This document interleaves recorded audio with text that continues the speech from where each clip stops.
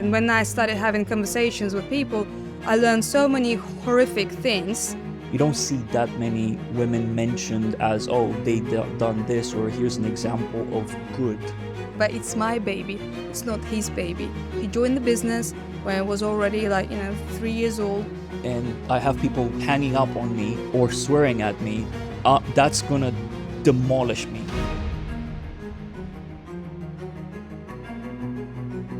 You're watching the Misfit Founders podcast, a raw conversation about the challenges of building businesses, overcoming hardships, and also feeling out of place.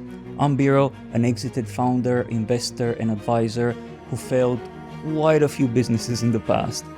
My mission with Misfit Founders to help at least one founder every single month by unveiling the authentic stories of other founders and providing guidance and support.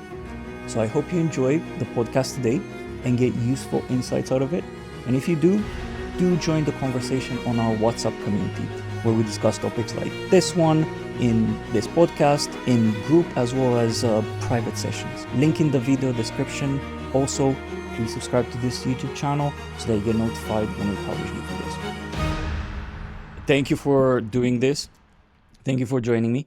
And actually, I was thinking today, you are the first guest that's not someone that I already knew. Okay. Or founder friends, in a sense. Everyone that I had 4 other interviews. Everyone were founders that I knew from my network. So I think it's a good sign.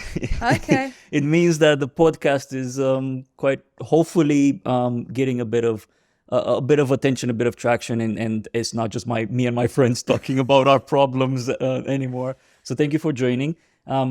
If you can, just a couple of words of who you are and the elevator pitch of your business. Okay, cool. Firstly, thank you very much for inviting me to join your storytelling project. So my name is Ekaterina Blake, and I am a female founder, a mentor for young creatives and entrepreneurs, a gender equality advocate, and a lifestyle influencer, so to speak. And I run a creative agency that helps global brands like Aston Martin, England Rugby, and Intel engage their audiences online with strategic video production and reliable live streaming solutions. And we deliver projects across the UK, Europe, Middle East, and the US.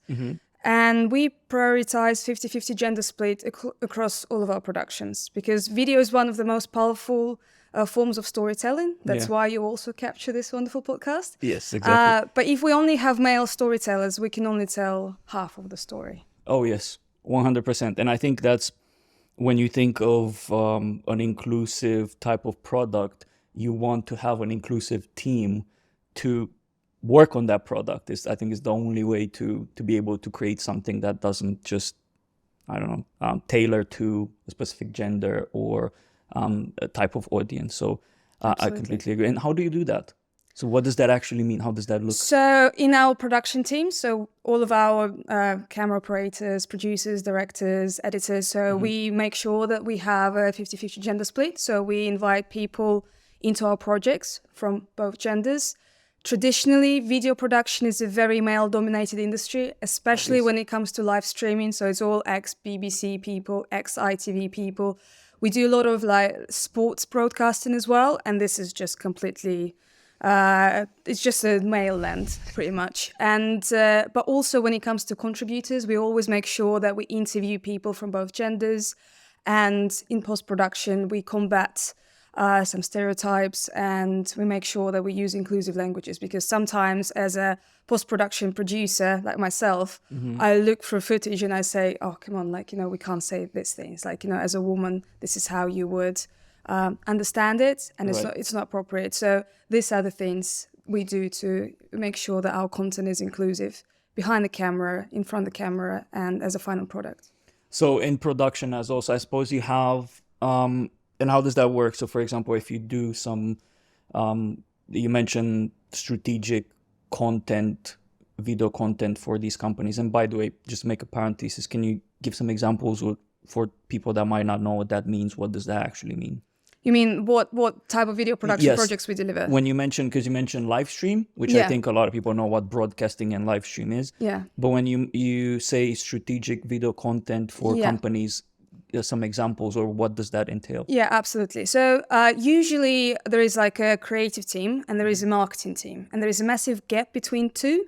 So the creative team is usually caring more about like the final viewer. They care about the content looking great, you know, oh, we're using these fantastic cameras and, you know, this is the storytelling bit. But they don't care about, they don't understand who's the target audience. They don't understand what are the marketing objectives and the sales objectives of it.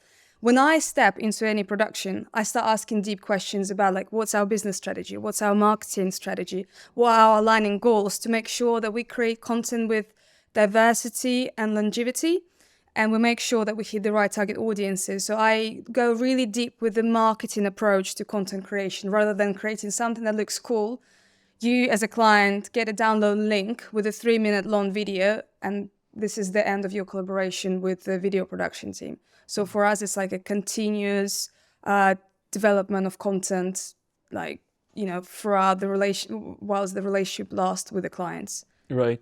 So you're basically what I'm to make sure that I understand. You're involved in the pre-production as well as the post-production stuff.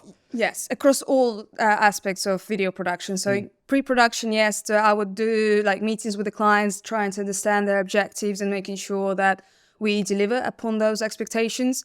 Quite often, I also take part in productions, so I'll be there as a camera assistant or a producer, depends on what like role needs to be filled in. And also as a like post-production, so I would be like a exec producer, just watching through the final edits. Yeah. Just making sure, like I said, you know, we combat some stereotypes and making sure that our content is inclusive, but also that all of our marketing objectives have been achieved. But that's really great. It's great that you have an oversight of the entire process, because I think that's the only way to actually really have an impact to getting rid of some of those stereotypes. Because like you said, if, for example, if the production team comes up with something and you in post-production go around and say, well, actually, we can't really use this because it's not the language that we're looking for, we need to rewrite the script or reshoot that scene and so on. So I think it's really good for you to be involved in all of that. And not just yourself, probably other individuals in the team that have that keen eye of, you know, this is what we're looking for when we create content that we want to be inclusive. Exactly. And it's also about creating the atmosphere, the safe and supportive atmosphere, because what people don't quite understand is like, imagine you're a contributor and you've been interviewed by a production team made up of 6-8 blokes, and you stumble on your words and you're like, you just start feeling very, very anxious. And there is a bunch of people very like impatiently waiting for you to finally deliver that line. And like, you need to make sure that, you know, the atmosphere itself is also inclusive and safe, not just the final product. And when we do productions, let's say if it's a game coverage with 6 camera operators, you know, is something that goes on red button, like you need to make sure that on that long broadcast days, which last by 16 hours, you know, you make sure that like when people get tired, etc., you know, like you create a culture where people feel supported and inclusive. So yeah, it's not just the content itself, it's also about the inclusivity of the atmosphere. The atmosphere, the vibe of it, that makes a lot of sense. I'm curious, how did you get passionate about this topic? Was it prior to getting into this industry? Have you always been an advocate?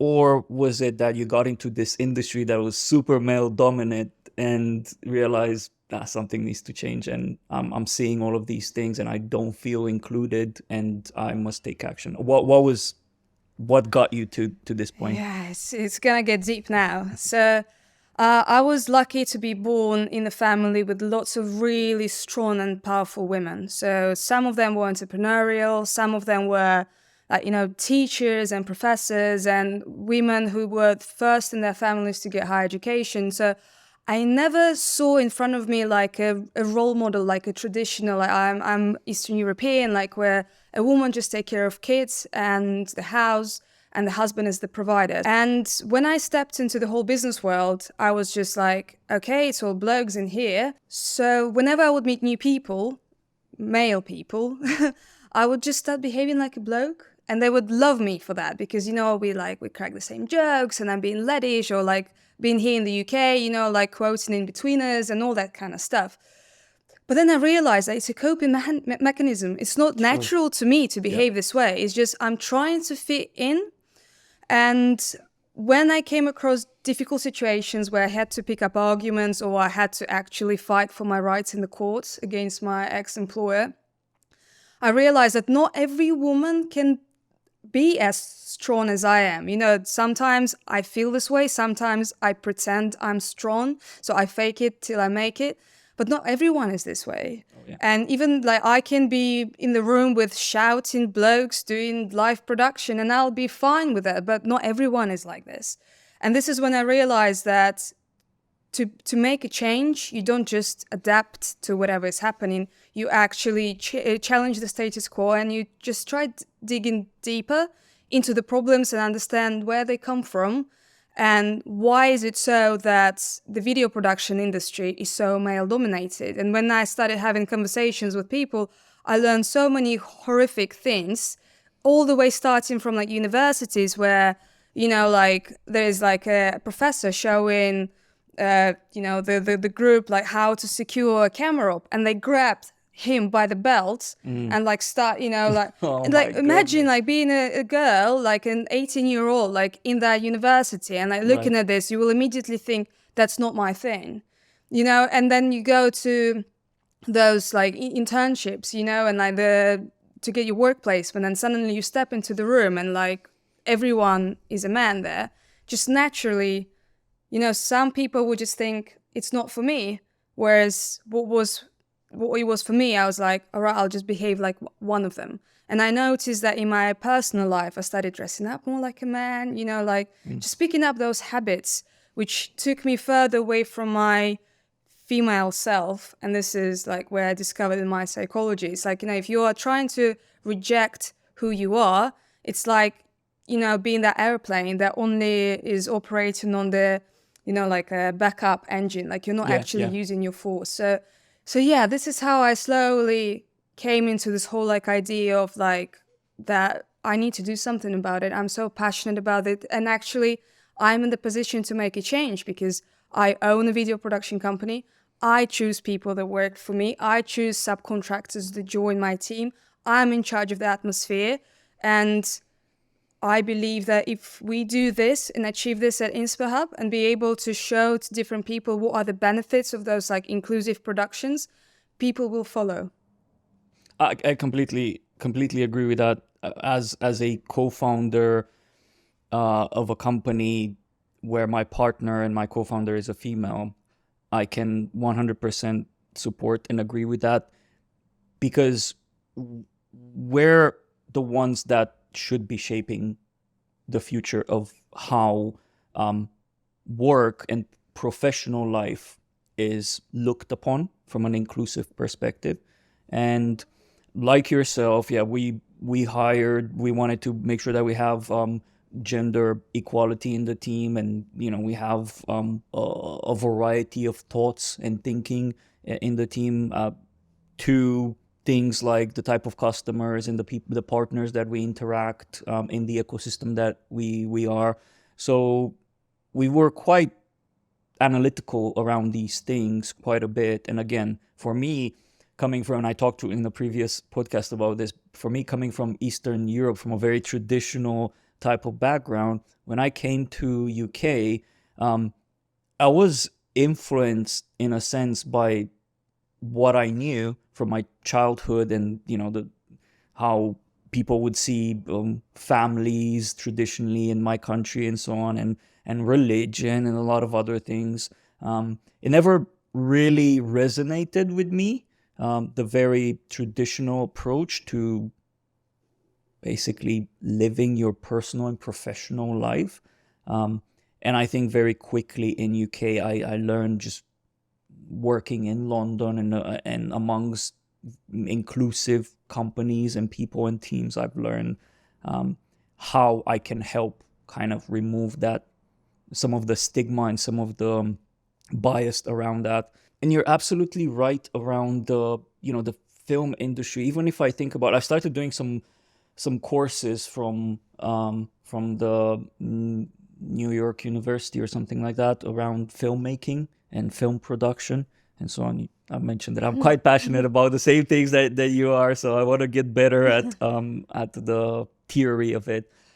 And a lot of the examples and a lot of the when they talk about the history of filmmaking and heroes in the filmmaking industry, in the history of filmmaking industry, when it comes to directors, when it comes to actors and people in production, you don't see that many women mentioned as, oh, they done this, or here's an example of good, in a sense. So that automatically influences you, because it's this institutionalized discrepancy in terms of genders when you promote a lot of the examples that aren't very inclusive. And I get why it happens, because that's part of the history, and the history hasn't really been kind to women and so on. So, when you talk history, I think, that's what it is. But in the same time, we also have to learn to intertwine that with more recent examples of female being successful in these industry. Otherwise, we're just going to learn that dudes are good at this and no one else. Yeah, absolutely. It's this is what we're trying to achieve as well with within our company and by partnering with other video production companies. For example, last year we put in an event that is called Women in Film. So we invited people, female students from Brighton University and Brighton Film and Screen School to come and join us. And we had a panel talk, and we had representatives there, like producers, directors, editors, owners of video production companies. And suddenly there was a room full of, women interested in our industry. And there was the panel couch, with 6 wonderful women, telling about their stories. And the feedback was like, oh my God, I never had a chance to actually see a role model. Now I see the successful woman who is in post-production, working on those amazing big films. Now I feel confident that I can achieve this, because to believe in it, you need to see it. But the problem is usually those people who tell the stories of those inspiring creative people, quite often also men. And it's more natural for a man to have a chat with another man, or for a woman have a chat with another woman.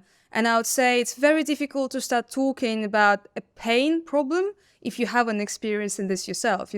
Probably if you didn't have a chance to build the business with your partner Nikki, and you didn't learn through her the challenges that she faced throughout, her journey, who knows? Would I be sitting in this chair right now, as a female representative of a Misfit founder?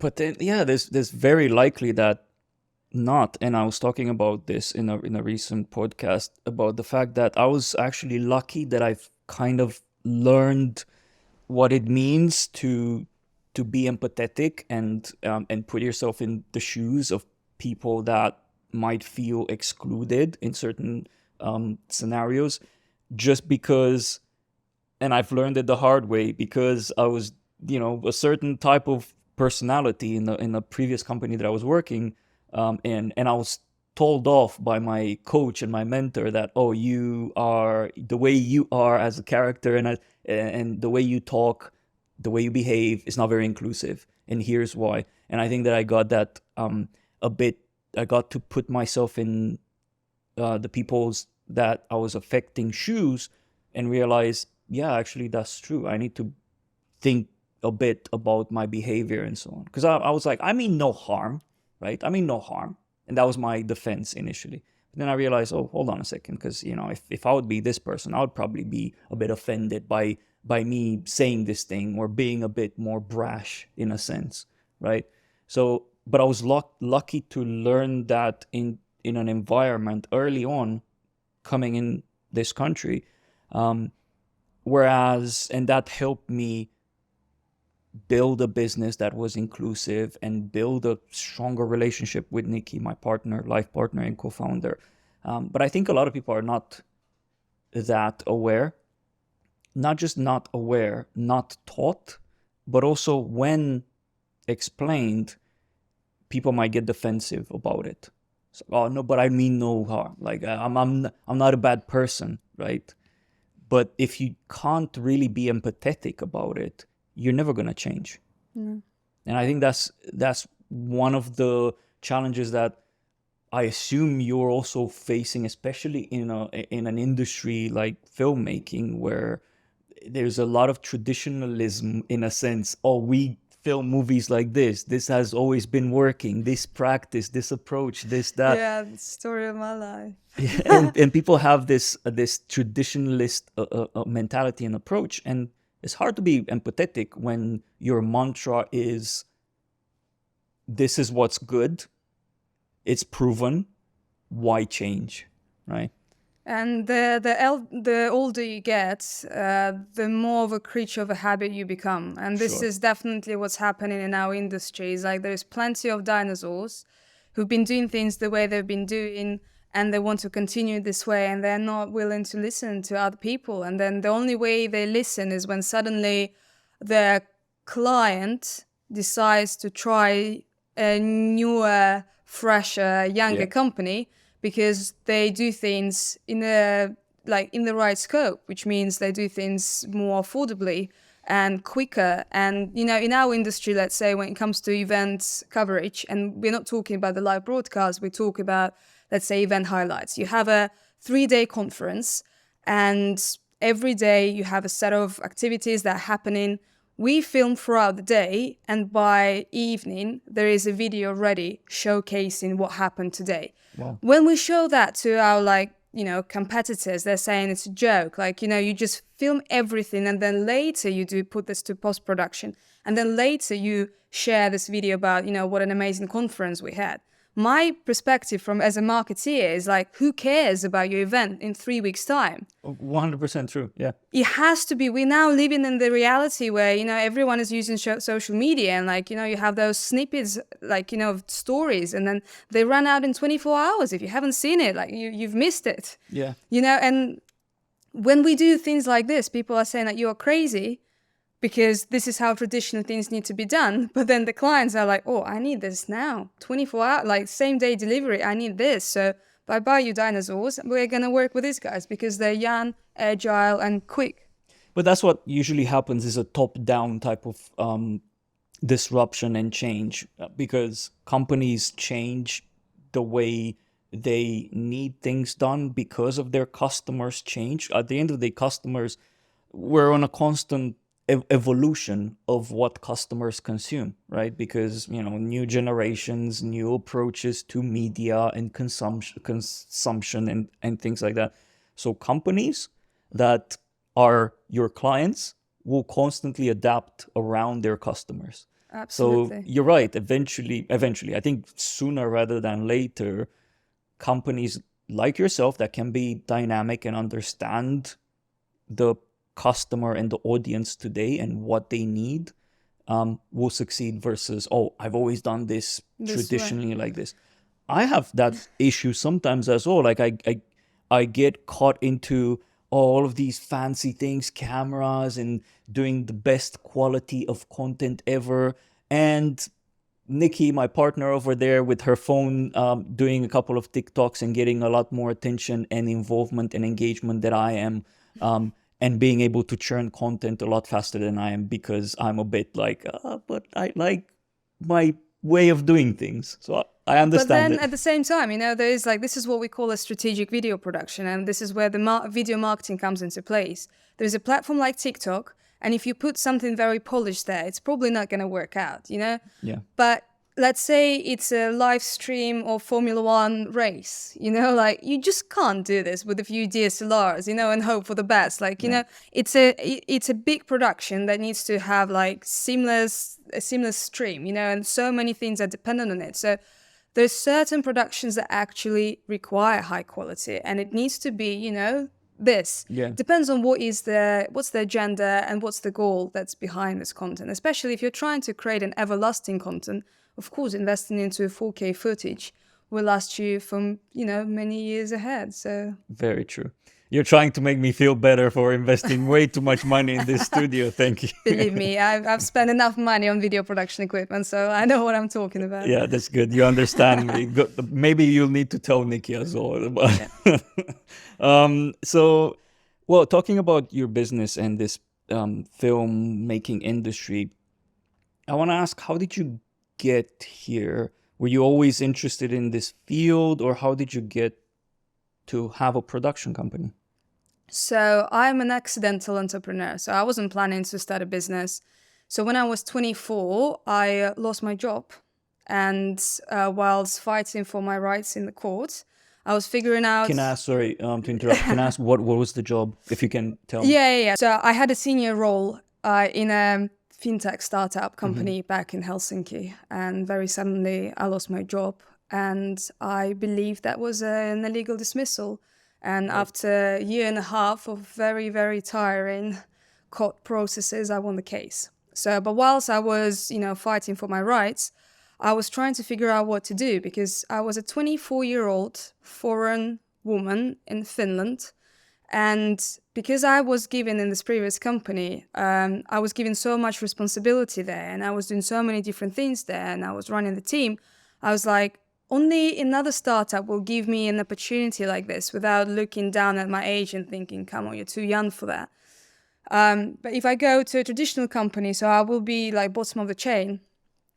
And at that point, I spoke to my then mentor, and he said that you're so entrepreneurial, and I don't want to be this angry, unsatisfied who at the age of 35 looks back when she was 24 and just feels like that was the biggest regret. I should have started something adventurous. You don't have a mortgage, you don't have kids. Why don't you try to do something? I was like, all right, and that was 2017. And if you remember, that was the year when everyone was making two-side marketplaces.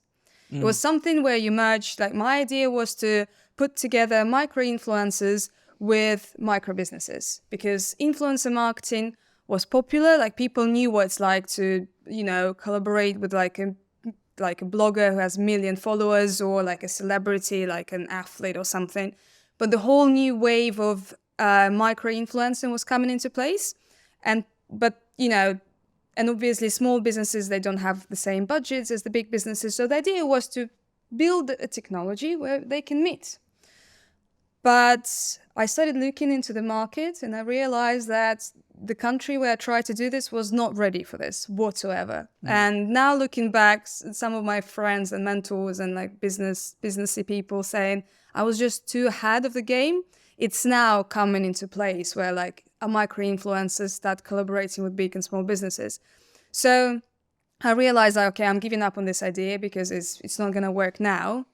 And what I knew best was marketing, because my background was in marketing before I changed into more like operational role in that startup. So I thought, okay, I'll just gonna do marketing because I have an agency experience, so I'll just do that. And soon I realized that when I started doing those services for small businesses and startups, is that they just need more than just content marketing, because this is what I wanted to do originally. They need to have marketing strategies. They need to get their website sorted. They need to get like their Google ads sorted. And I was like, and I need money. So I'm going to do all of this just to make sure that, I stay afloat, because all my savings were running out, and the corporate loan I took for starting my business, was getting really, really dry. So I was like, okay, I'm going to do this. And I just kind of started picking up clients that were startups, first in Finland. And at the same time, I met my now husband, and he is from the UK. And we had a discussion like, where are we going to live, and then one of us needs to move. And the decision was made that I'll be the one moving. So I moved to the UK, took my business there, was managing my clients remotely, and just carried on doing startup marketing. So this is what the business was like for 3 and a bit years. Can I ask, before going to the next phase, which I think I know what's the next phase, with that move from Helsinki, so you moved from Helsinki to UK, London, to London, and you had a business there. Yeah. How was that transition? Can you tell me a bit about how you moved the company. Did you manage to take your customers with you? Did you had any challenges along the way with operating a business that was originally with customers in Helsinki from London? Interesting enough, even though the business was in Helsinki, the clients that I had there, they were actually in Sweden, Austria, and I started working with some UK clients as well. So actually I didn't have any clients that were based in Helsinki and required my, physical Right. presence. So I kept my limited company there, and I was just processing invoices through that company pretty much. But the work was delivered all virtually. So there was a graphic designer who worked with me from day one. So she was based in Helsinki if I needed her to do anything to help me out, like with some documentations, whatever. But actually it was a very easy move for me. So, and I kept that business there for like a few years until I finished all those projects, and then I closed it down. But here in the UK, my husband, he was a freelancer with a limited company. And as soon as I moved here, I got my first clients, and I was just processing like payments through his business because it Right. just was easy pretty much. Yeah. We were pretty much like two freelancers working and putting money through the same LTD. So He was a freelancer as well. yeah, he was a freelance TV director producer. I find that I commend that, to be honest. I've done freelancing for I think 3 years. My first 3 years in London was freelancing when I came to this country. And I find it so difficult, mainly because one, the uncertainty of getting work, that was very big stress for me. And I want to figure out how you deal with that because you're in the services business, right? That was a big challenge for me. And then it was just figuring out pricing and how do I balance properly my time versus charging enough. And I always felt that I was lacking in that sense.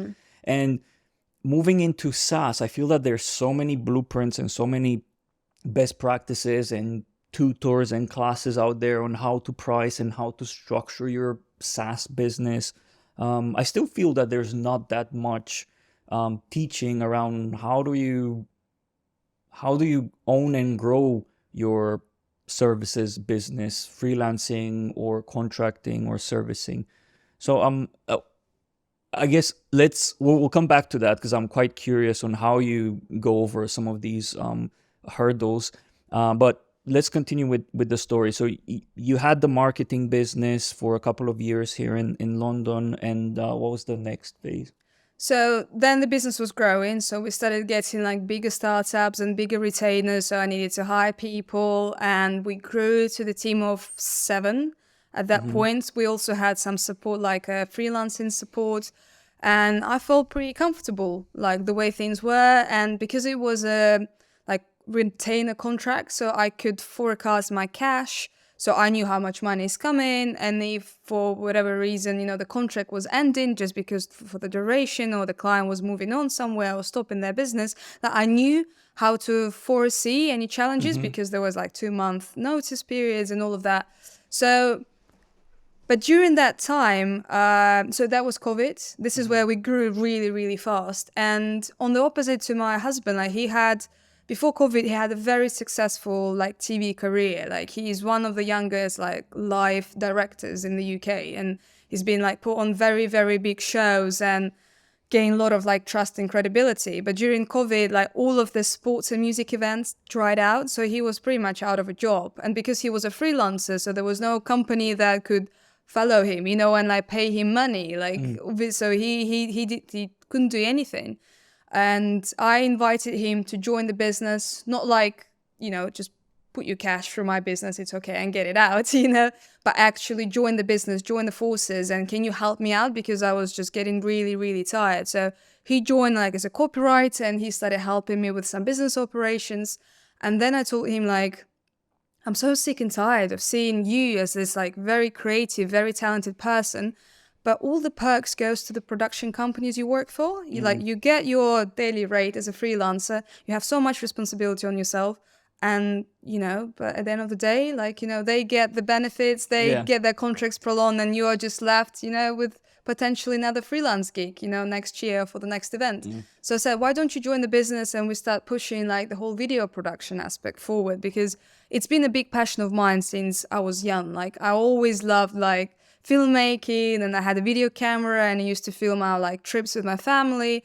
And then when the whole concept of like Instagram came and stories, and I was filming those, at some point I had a YouTube channel and I was talking about life in Finland, and like one of my most famous videos got like 200,000 views or something. Oh, wow. So yeah, I was Is that still on? It's Do you still have still it? there, yeah. You send me the link. I want to watch that. If you want to learn what are the pros and cons of life in Finland. So I was so passionate about this, but I wanted to do more of this, and it felt quite natural because some of our clients were asking for video production services. So we started delivering some small and big projects.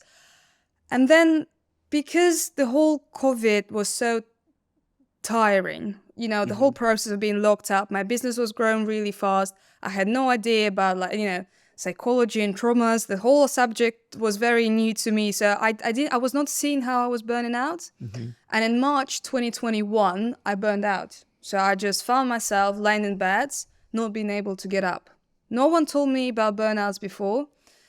No one saw that coming in me, because whenever I'm with people, I'm always like bubbly and, positive, etc. So I was just pretty much like dying inside, and no one could notice this because I never talk about my problems. And so I burned out, and then we started losing clients, not because we did a poor job, but because there was a change of directors, or they had to pause their business to transform it into something else, or they wanted to bring stuff in-house. And suddenly it felt like the whole universe was telling me that I'm not in my right place. Like no matter how hard I try, everything is falling apart, including myself.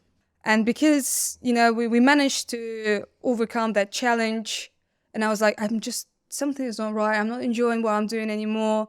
I'm really tired. I need a break. And, now instead of looking for replacements for those retainers that we had, why don't we do something that the whole team is passionate about, and it's video production. And this is where my husband stepped in massively, and we really focused all of our efforts onto building like a video production business.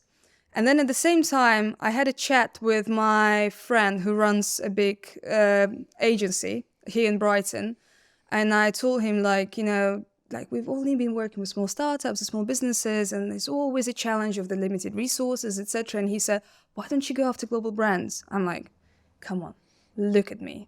I'm a 28-year-old foreign female founder. Who will ever trust me? Who will do this? I'm an imposter. I'm a misfit. Like, how can I reach out to American Express and offer them my services? And he was looking at me saying like, clearly you have some problems with, self-value. But he said the people in those big corporates, they're like people in those small organizations, but with bigger resources and more respect for their suppliers, and they're more willing to outsource. He said, it's all in your head, and you should just kind of release that mindset, and just feel like you are worth those projects. And I'm not joking. Like within the first 4 months from that conversation, when I realized that I'm just letting go, big companies, come in here. We started working with Aston Martin, Lotus. Oh, wow. A major investment bank, which I cannot reveal, sadly, on this podcast. So it just suddenly, all those big brands started coming towards us, and like through partnerships or directly. And I was like, oh, so this is what the world can be. When like you work with companies that they have resource and they care about the high quality of work. And so, and this was the whole like transition. So marketing still stayed in the business. And like I said, it's like it's at the core of all of our activities. And we managed to bridge this gap between, marketing and creative teams. And this is what our clients appreciate in us, because usually video production is ordered by communications or marketing departments, but I speak their language. I'm not like you have that background. Exactly. Yeah. So that's why like we kind of bond better and we deliver better results, because I understand what are the KPIs they have and how to fulfill them. Can I just say, at least from what I understand from your story so far, you had 2 very pivotal moments in your career and your journey that were both influenced by mentors.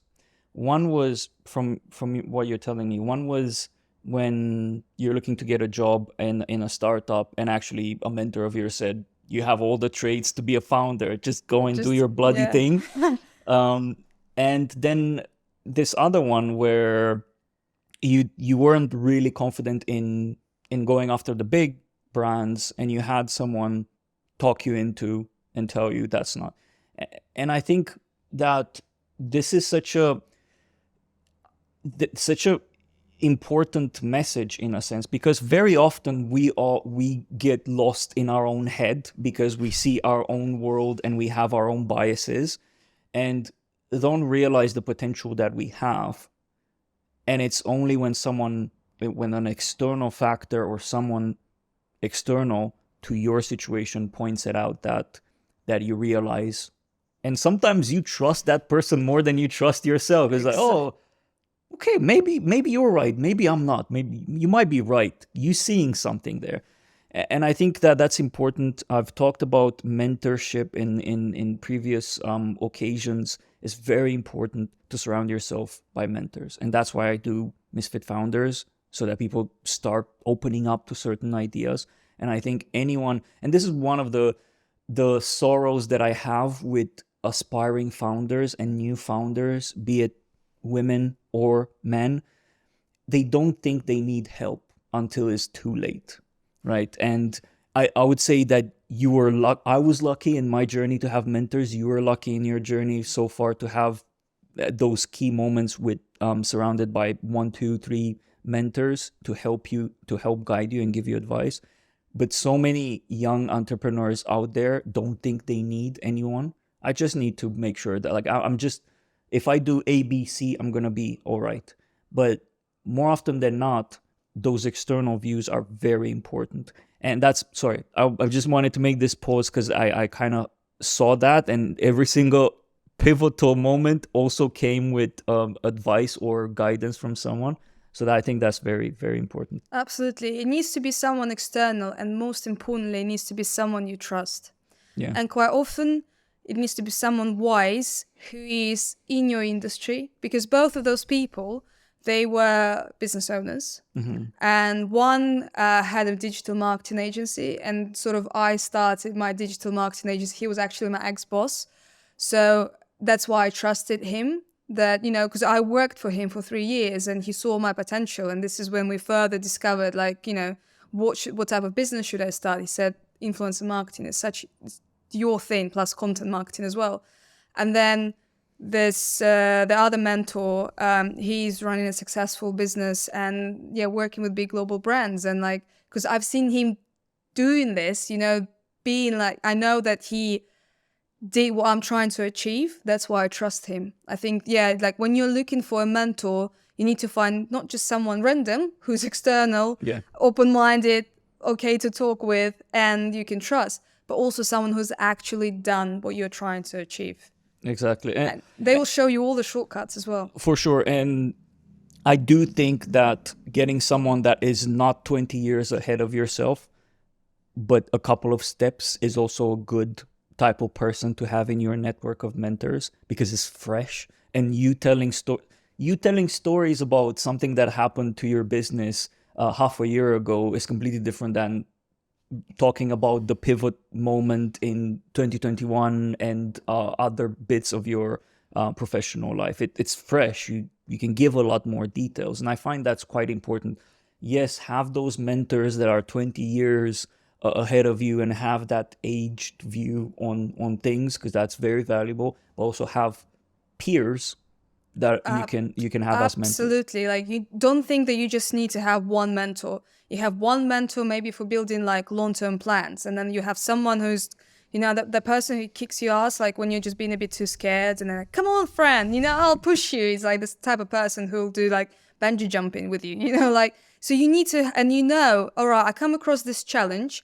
Who's the best person in my network to speak with? Does it need to be someone who had the same experience? Does it need to be someone who's just a bit crazy and they're doing crazy things and I just need to get a bit of confidence from them? or it's someone else. So you always need to match your challenge with the right person. So And a handful of mentors is a good idea. And do you feel like you're getting that with your partner as well? So do you leverage each other and are each other's mentors as well?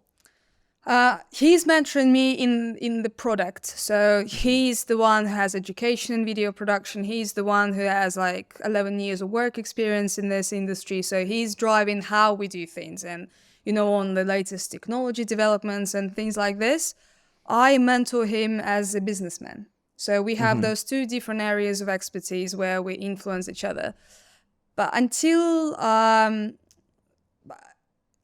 because I mentioned briefly that there is a program called Goldman Sachs 10,000 Small Businesses, which I absolutely recommend to any founder of a scale-up business out there. You need to match a certain criteria there. But so what just happened to me is that I had a cohort of 70 businesses I was there the smallest business. So there were people like shooting for the stars, and they were still on that program. So we were at different stages, but I could learn from every single peer of mine because they were all further ahead in there, like, the revenue or the headcount, etc.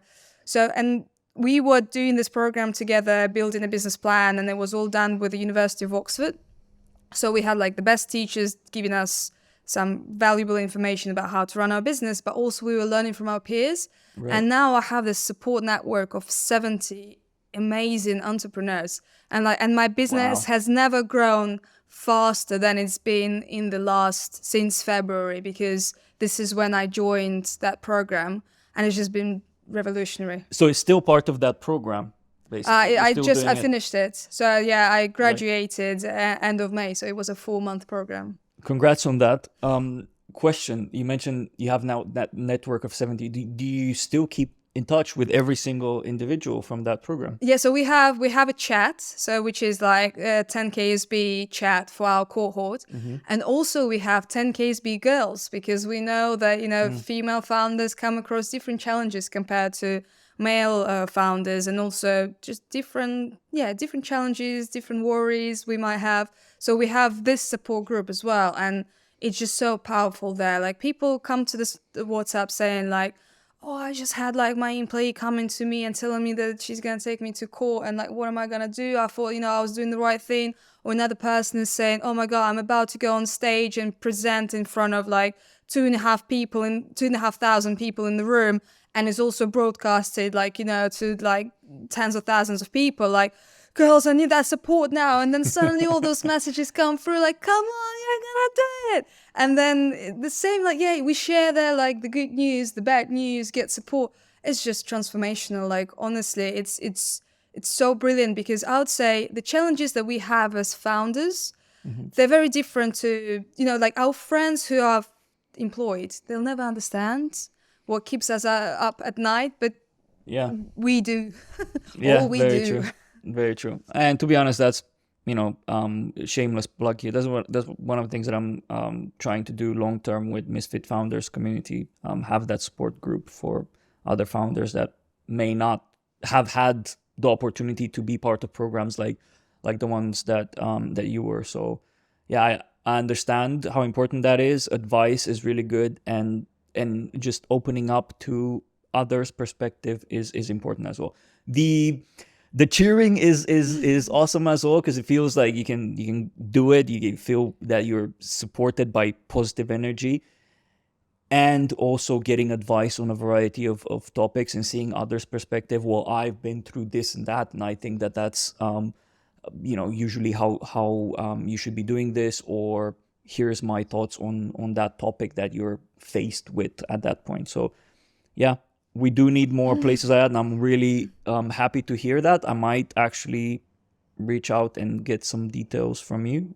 Sounds like an awesome program. I might need to do that as well. Question, shifting gears a bit now, talking about your professional relationship with your partner. Now, I have a business with my life partner. The difference with a lot of couples or families that have a business is that Nikki and I met professionally. We were colleagues before we were life partners.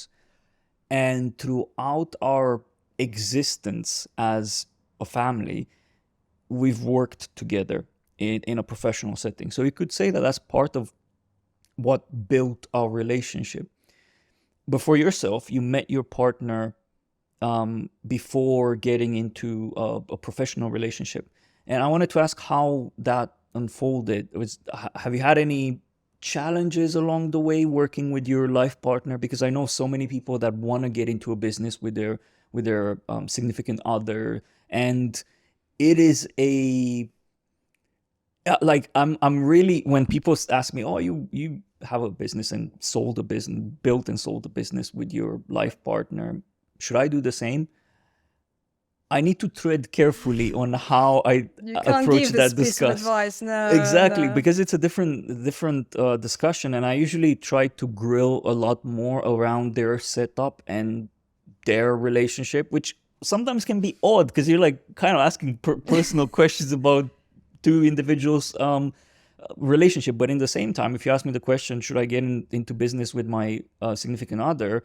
Well, hold on a second, because one, either I'm going to refuse to answer to tell you whether or not, or you need to give me more context around that. So maybe anything that you can share about your experience with building a business with your partner so far, how that journey has been for you. So obviously I met my partner before I started my own business. So it was a few months before I lost my job and decided to start InspireHub. So obviously we met, and then we found that we have shared values, and that's what brought us together into a relationship. And then I was running my own business and I was hiring people in, and he was doing his freelance career, traveling the world, doing live TV, and like, and you were jealous and you said, I need some of that. I was like, I won't do this, mate. Like, can I just be like you? And then, I'm like going from like a business meeting, like in Grim, London in December, like, feeling like I'm getting cold, like just feeling weak. And then he's calling me like, wow, I just found this private beach in Dubai. Like, it's just so cool. I'm like, shut up now, mate. Like, I'm so jealous of you. So I saw him doing all this, and I was probably not honest enough with myself back then that I want to have the same. So I found the whole world of his absolutely fascinating. So, and then when I asked him to join the business, firstly, I needed help. I didn't know that I was burning out, and I needed someone whom I could trust. And I couldn't trust anyone more than my life partner. So that's why he joined the business. But at the same time, I had this ambition. Like, I'm an ambitious female business person, and I want my partner to be as well, a businessman. So I don't know, just somehow it came to me, and I was like, I think to keep this relationship going long term, I need someone who is with me on the same page, someone who will be not sleeping at night, worrying about the cash flow. Like, I don't want to be alone whilst he's like enjoying his, trips to Dubai. So that makes sense.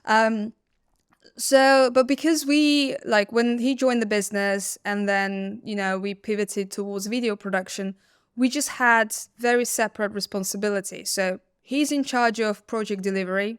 I'm not stepping in there. I'm not saying like how we're going to do this, what equipment we're going to use it, like, how logistically it's going to work. I completely trust him on project delivery. And he trusts me like in terms of where I'm taking our business forward. So that was easy to manage, because there were like, we didn't cross paths. But now he's stepping more into like a business development and sales. And this is where it becomes like a gray area, because now we can we do come across problems like, oh, I thought you would do this. No, I thought you would do this. Like, oh, we need to hit those KPIs. Like, and it's like, and obviously when you start having arguments in the office, you can't just switch off and be like, oh, hello, darling, how was your day? Very true. Yeah. Like this is how you feel. And this is the problem, I would say. Like when we had those two separate areas of expertise, it was easier. And now we need to create some sort of like a protocol, like, like what are the responsibilities, or maybe like, this is your client, this is our client.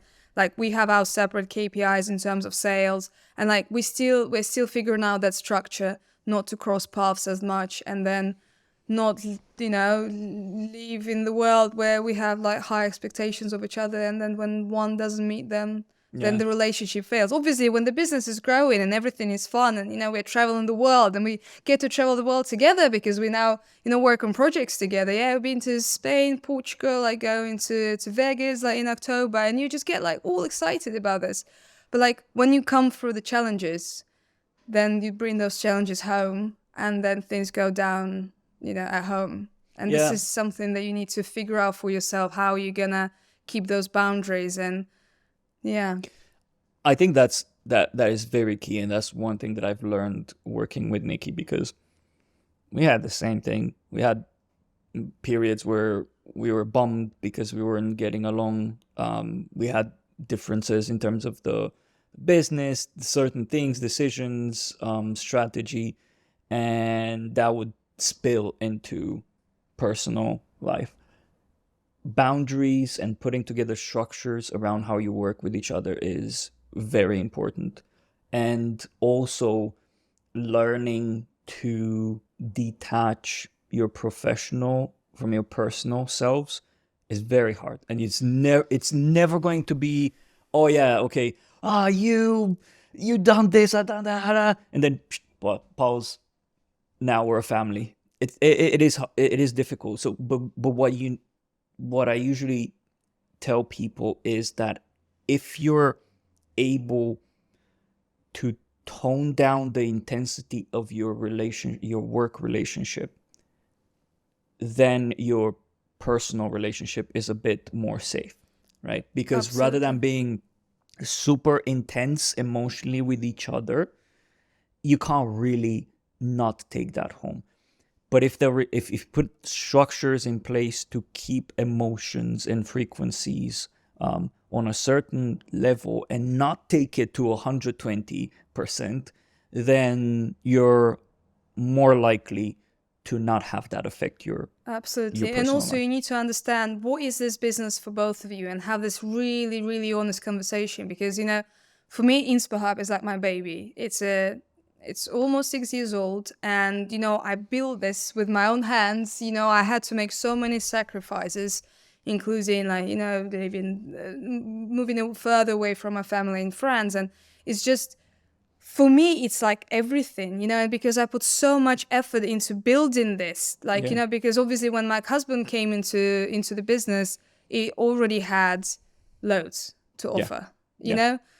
And maybe for him, the business is not like, not the most important thing for him. And like, when you both know where you stand, you understand why people react differently to certain things. Because problems that when InspireHub has a problem, I'm so emotionally attached. I'm like, I'm having the problem, and how can you give up on my baby? But it's my baby. It's not his baby. He joined the business when I was already like, 3 years old, and things were different back then.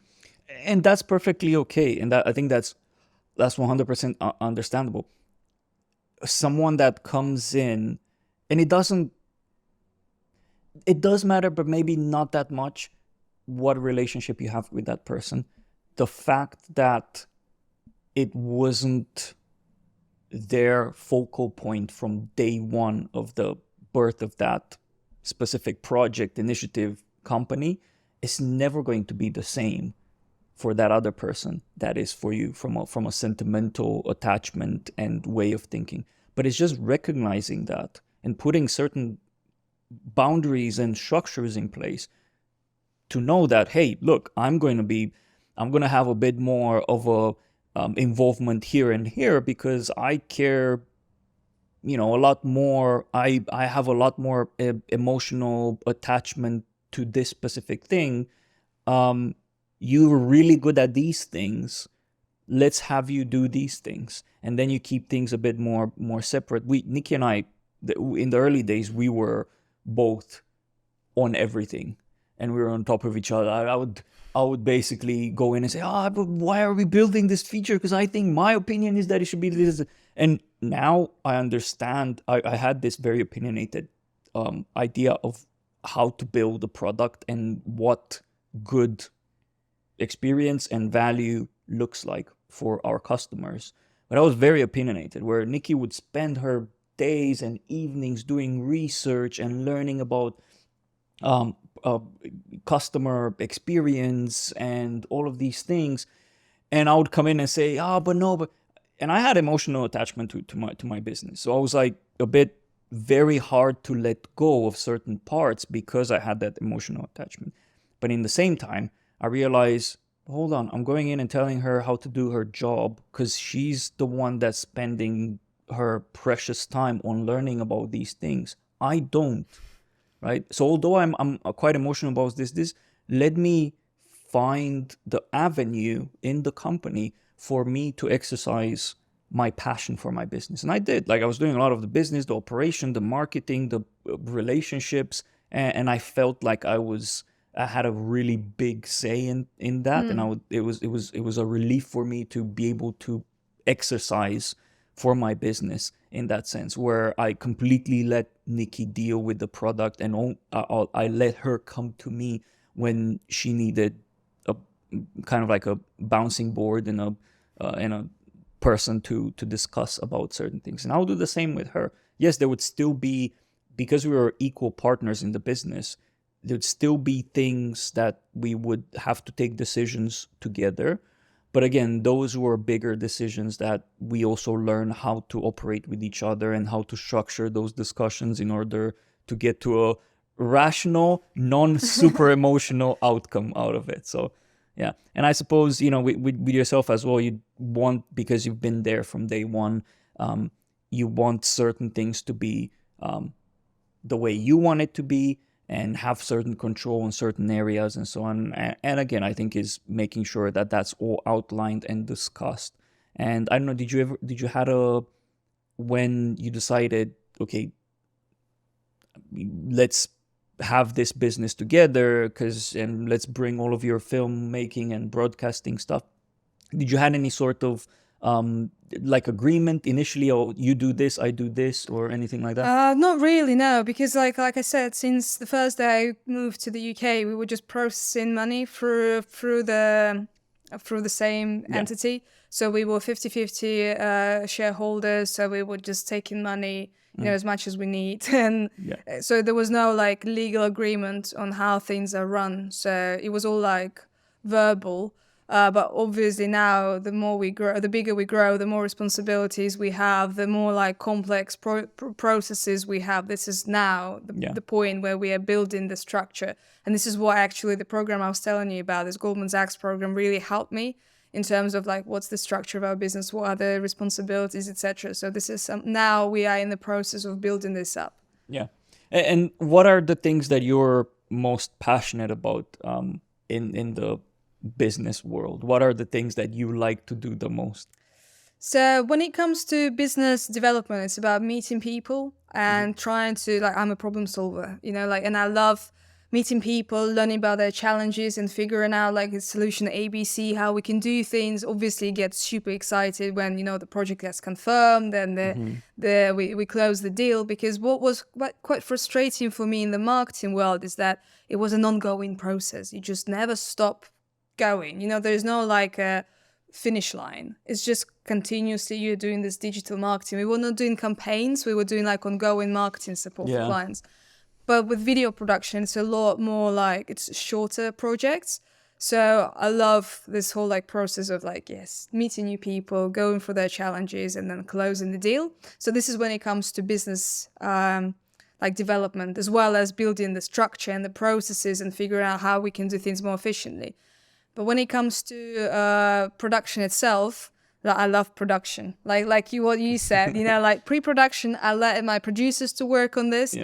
Production, I'm happy to wake up at 5 a.m., fill the van full of kit and just go somewhere. We need to drive 4 hours. Cool, I'll be driving, and like... You need an employee? Can I get a job? So, 16 hours, you convert the room that had nothing in there into a studio, and then, this magic of TV happens, and then just have those like really, really long days, and then you go to like a pub afterwards to celebrate with the team the success, and then you stay overnight like in a nice hotel somewhere, and then you travel back the next day. Like, but post-production is like, I do like an exec producer role, like I said, to make sure that we like, that our content is inclusive, but I'm not there like really overseeing like the post-production process from like, taking up the bits of interviews and doing all those things. So I'm not involved, but production itself, yes, that's my jam. You have you have my dream job if I would have a business in the production industry, but I don't. I'm a SaaS person. But one day, you know, the career change, why not? You never know. Do you consider yourself a good salesperson? Yes, I would say so, but only when I feel confident in it. So because my background is in like marketing and in inbound marketing, so my responsibility is to bring leads in, and when the lead is warm, then I would close the deal. So whenever I meet someone in person, someone whose need I understand, and I know that we have the capabilities of fulfilling this need, my conversion rate is like 70%. You know, like I sell really well when we're at that stage. When it comes to like, you know, cold calling and cold emailing, I really struggle with that. So for me, it needs to be some sort of like, you know, a reference, or like we part of the same community, or we know someone in common. So when I have this like, you know, like something in common with that person, it will be easier for me to build a relationship. Yeah. And this is something I've learned recently. Actually, this is the difference how men and women build relationships, is that we as women, we build long-term relationships. That's why we care so much about like this bonding time, etc., and having things in common. Whereas men build relationships more transactional. It can be very short-term. Let's talk about money and like close the deal. And so yeah, like when it comes to inbound sales, yes, I would say I'm really good. When it comes to like cold sales and, you know, cold emailing and calling, like maybe I could be better at it, but I don't dare to try. Oh, you know, I'm exactly the same. So if it makes you feel any better, I'm exactly the same. And you say you're probably right about, you know, men being a bit more upfront and like just going at it and just transactional and so on. But I'm not like that. Terrifies me to pick up the call and call someone then I don't know, and it makes me anxious to basically have to pitch to someone that has no idea who I am or what I do. I don't know. It's just like I do thrive in a place where people know who I am. They heard about my company or what I do or anything like that. Because like you said, I can relate, so there's conversation starters and things that I can pick on, and I feel more comfortable because that person already knows me in a sense. You know, I feel that's when we met for the first time, it was a lot more comfortable for me to talk to you, because it wasn't like we met at an event and I was heavily trying to pitch you Misfit founders. It felt that you've seen it a couple of times on the timeline, and you know you had an idea about it. And because I have people come in and founders and ask me how can I get better at selling? How can I get better at making relationships? Because a lot of the stuff that my company achieved, apart from hard work and marketing strategies and good products, but I built and nurtured relationships in the ecosystem that I was part of. And that helped massively, because I was able to bring us at the discussion tables that we didn't really had access before. And that was just because I was nurturing those relationships and keeping in touch with certain people, and, going out for a beer with someone that I knew, and just without any single selfish type of agenda. No, just, hey, you work in the same industry. Let's keep in touch. Let's discuss. Let me see how I can help you with anything. I'm here. I'm available. And that actually helped us probably a lot more than the effort that I put into maintaining those relationships. And that's what I tell a lot of people. And, usually I do see men being a bit like, really? I should reach out and just do random like conversations with people? Yeah, long game? Yeah. So I think that is very important.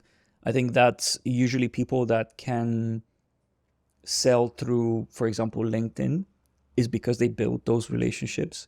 I know a lot of influencers on that build a personality on LinkedIn, and they sell and they thrive and they build businesses on LinkedIn, but it's not because they bombard people with cold messages. It's because their audience and their leads constantly see their content on their timeline. And then it's a lot easier to start a conversation. Even if you're not selling anything, right? It's a lot easier. If someone comes and says, "Oh, I love your content," awesome. You start getting into a conversation. You don't sell to them. You don't go, "Awesome, can you buy this?" No, you get into a conversation. And then eventually that will lead to a variety of things. It can lead to that person being a big advocate of what you do and your persona, your influencer persona online, or your courses or your services, or it can lead to a direct sale, or it can lead to a recommendation. Because you don't know whom they know. Like, this is what I say to, like, the people that I mentor, like when other business owners ask me questions, I'm like, it's not about your first connections on LinkedIn. It's their connections. Yeah, exactly. So it's your second connections, it's your third connections. This is where the wealth of like opportunities and abundance comes into play.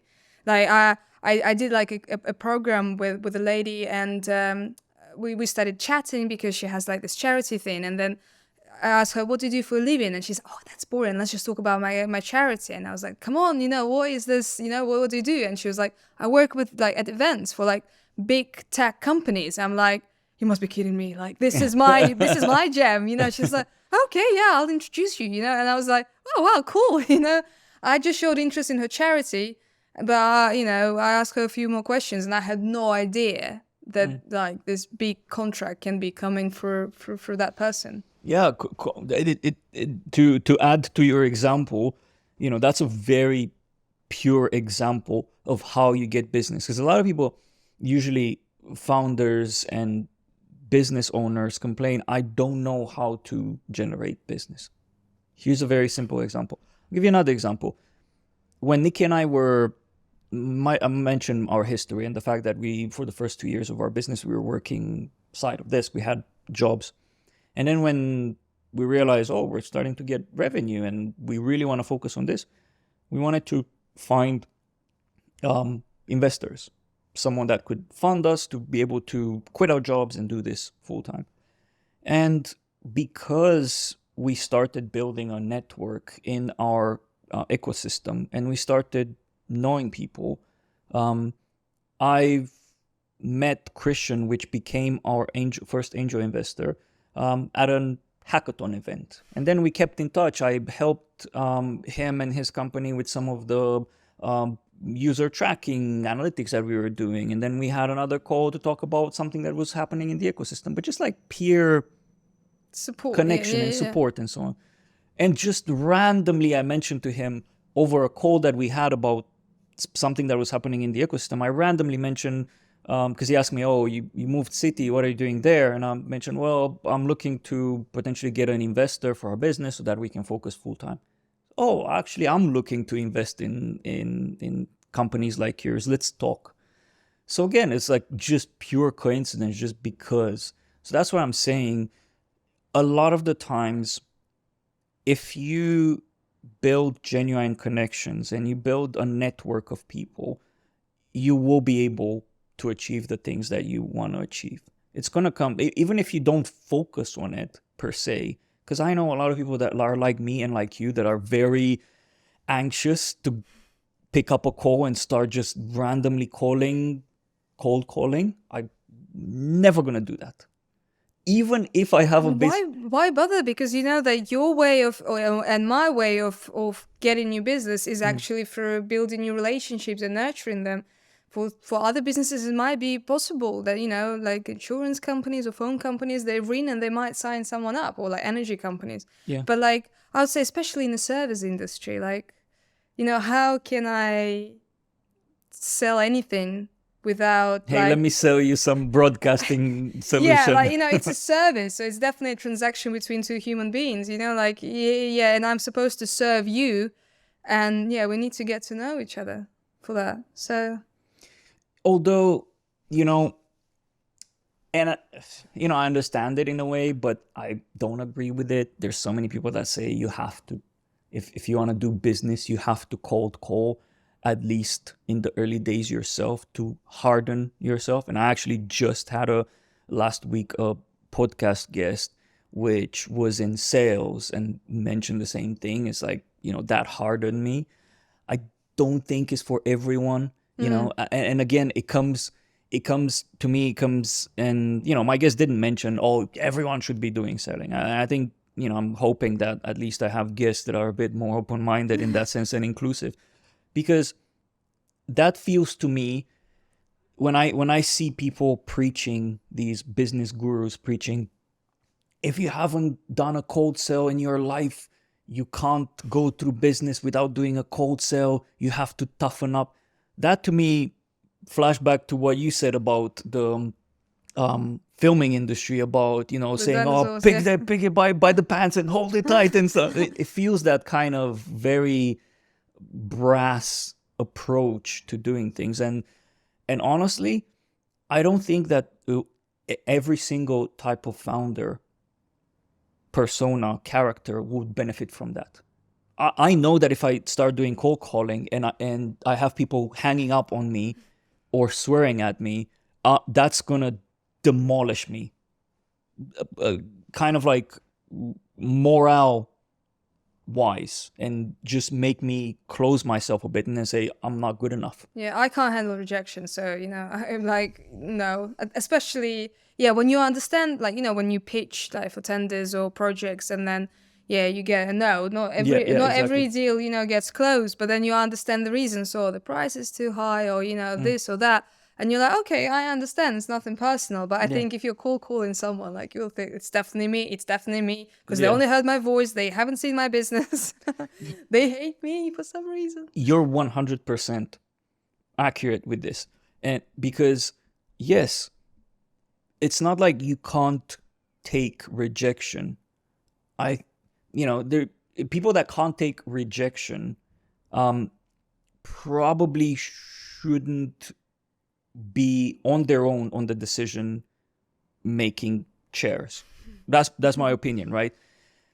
But it is the type of rejection that you get, because again, if I'm doing a demo like yourself and having a conversation with a potential lead, and they tell me no because of these reasons, then I can take that on. I'm more than happy. I analyze, okay, so that those are the reasons. This is where I need to adjust this.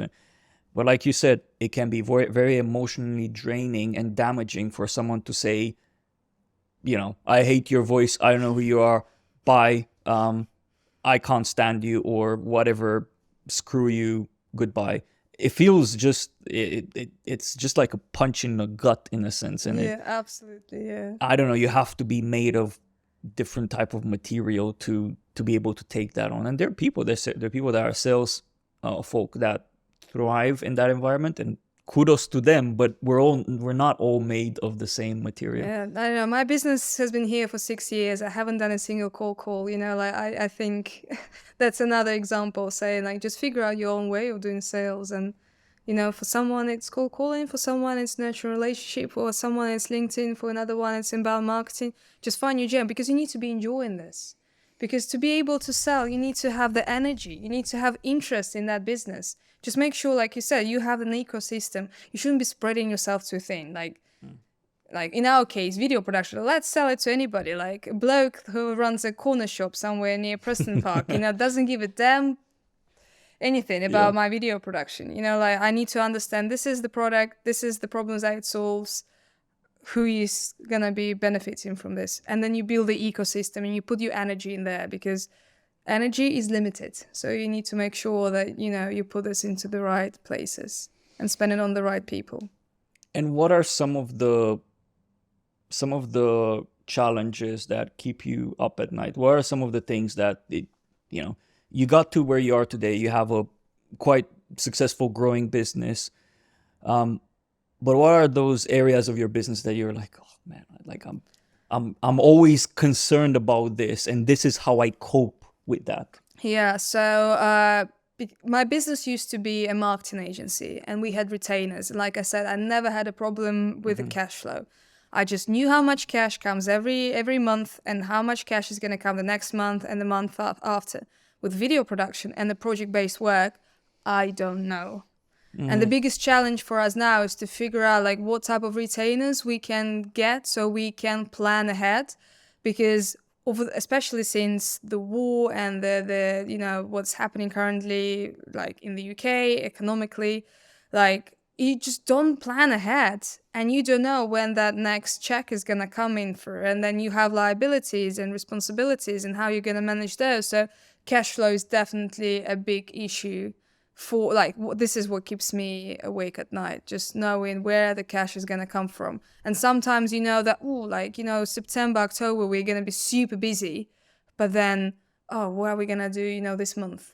And just like not being able to predict is something that really, really freaks me out. And I'm just trying to figure out ways of how to build retainers and how to be able to forecast it better. And of course, cash reserves is something that every business should have, because you just never know how everything can get so dry out of a sudden, especially with like external effects, challenging what's happening within your business. Like it happened in the marketing industry last year. Are you bootstrapped? Yes. So you have never had any funding, any loans, anything like that? That's like, I honestly commend you. We were bootstrapped until we weren't.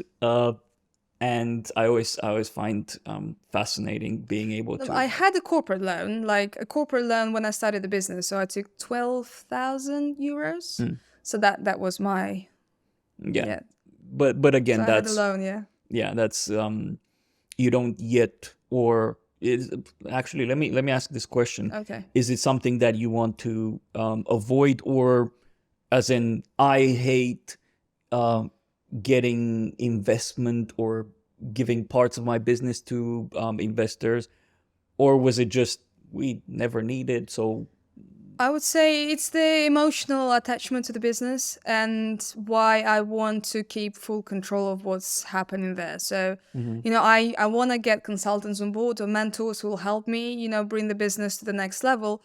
But I don't want someone internally, telling me, I put money in your business, so you're going to do what I'm saying you to do. It was probably 2000 something like 18. There was a company that was willing to buy InSpaHub, and they wanted to do this on the terms like 51%, 49%, with them having 51% of the shares. right, okay. And I was like, no way, I'm not doing this. Okay, I'm gonna dig into that a tiny bit.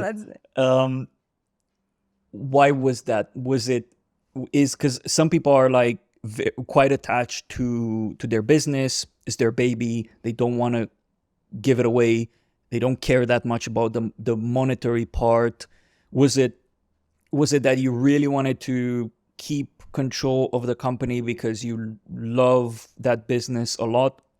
Was it that what they propose in terms of financial reward wasn't enough, or was it that the terms weren't? What it was the caused terms, so they would own the business and that would be the decision maker, but also it's about the culture that I knew they would bring into the business. And when I started the business, for me, like I started a people first agency, so I wasn't driven by profits. I was driven by giving the space for creative people to do what they love, and to have this freedom of speech, the freedom of creativity, and this inclusive supporting atmosphere. So yeah, that was the reason why I rejected the money. Of course, when I struggle like financially and I'm worrying about my cash flow, I was like, oh God, if I just had the cash, I just like all my sorrows will go away. But when you recover from another cash flow situation and you're like, oh, I enjoy my freedom. But there is another business that I'm thinking like once InSpaHub is at the place where we want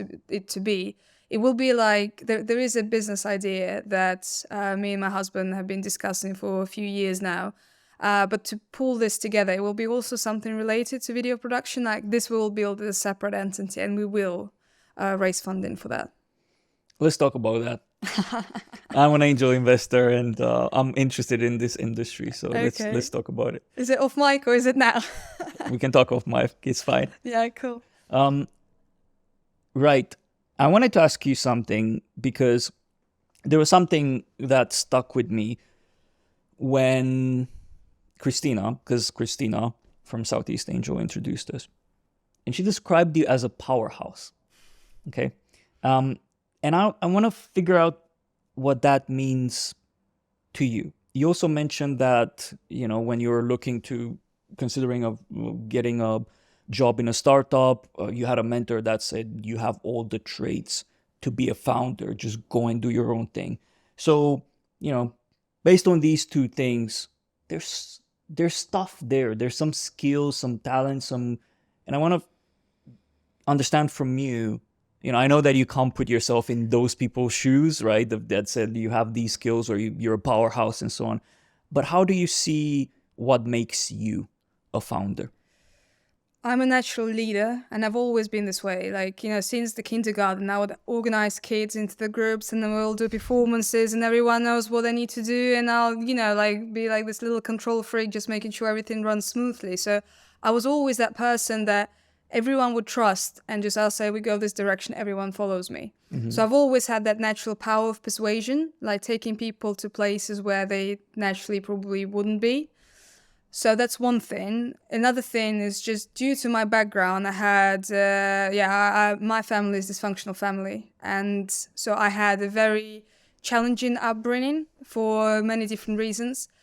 But I managed to go through them. And, now I'm this kind of like, as my husband calls me, you're a tough soldier. Like I never give up. Like when I look back at the journey I had to go through to come to this point, I'm like, a call, that's okay, actually. I'm gonna give them a call. Like, I'll be fine with that. It's just like when I look back and look at what I had to do to come here, like it just feels weird to give up now to take this one little step further. So yeah, I'm just someone who never gives up. And if I have a focus on something, like, if I really, really want something and know the reasons why I need to get it, I'm making possible. So, and how does this toughness and this determination manifest? Give me some example, because I know that there will be people out there that listen to that and think, but what does that mean? Because I want to see if I relate to that. What are some of the things, like, for example, if you want to do something, how does that manifest your character being a bit more of a leader and more tough and so on? How does that, give me an example of, I don't know, a day in the life of you when you get through something that you really need to solve, a big challenge. I think it's just the most recent one, because I love telling the story. So I just recently moved office. This is where you met me. Mm-hmm. And because we needed to sort out the termination period with our current place, and I was still deciding on the room that I wanted in the new place, and whilst I was trying to navigate these things, the new office called me and they said, it's gone. The other company signed this up. I'm like, give me a call now. This is when I realized, like, I really, really need to get this office, but I first need to sort out the termination with that. So, but I knew immediately, like, I need that space. It's my space. I don't care who signed the contract. I'm going to get it. So I called the company and I said, like, I need this office. And they said, but it's gone. I'm like, I know your T&Cs and I know that there is a way out of this. Like, I really, really need it. Like, I don't care what guys you need to do, but I hope you'll be able to win both of our companies. And by the end of like this day, like I managed to get the office back, but I was just having the conversation with someone who picked up the phone and they said, Kate, the ship has sailed. You should have signed the contract earlier, saying that it's mission impossible. These people own this, they own this. I'm like, no. I need that space. So I just felt the fire inside that told me, like, I need to have it. And suddenly all the worries, all the lack of confidence, all the overthinking just disappears. Like when you have this strong connection with, like, I really just, something inside is telling me, like, you need to go for it. I just don't know where the whole energy comes in. It's just kind of like a wave, You could be like, like feeling very sleepy and very tired, but suddenly this outburst of energy and you're like, I need to get it. And then the brain starts quickly figuring out different ways. That's the beauty of being part of a dysfunctional family, is that like since a young age, you need to figure out how to fix problems. And then like, solution A, B, C, like this is how I can get this fixed. So yeah, off we go. So it sounds like it's something that you grew up with and had to adapt while you were growing up. It does sound to me the manifestation of you being tough and a leader, from what you're saying from this example, is not going down without a fight, in a sense, right? Like, because I know a lot of people, and I'm sometimes myself like that as well. I have my moments. I would say that I have moments when I'm like you, and moments when I'm like, leave it, right?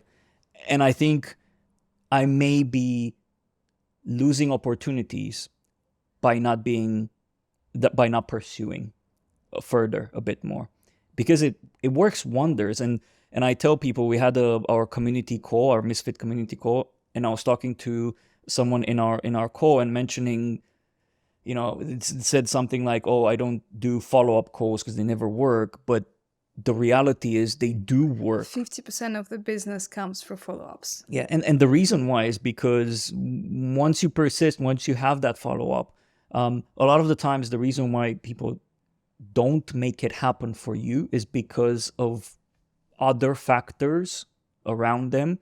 It's very rarely that, it does happen that someone just doesn't want your business, but more often than not, they would tell you, right? If they're silent and they don't reply to your follow-up, yeah, they don't want your business. But more often than not, they will. And with your example, it feels like, oh, well, we gave that away ads. Okay, she's going to understand.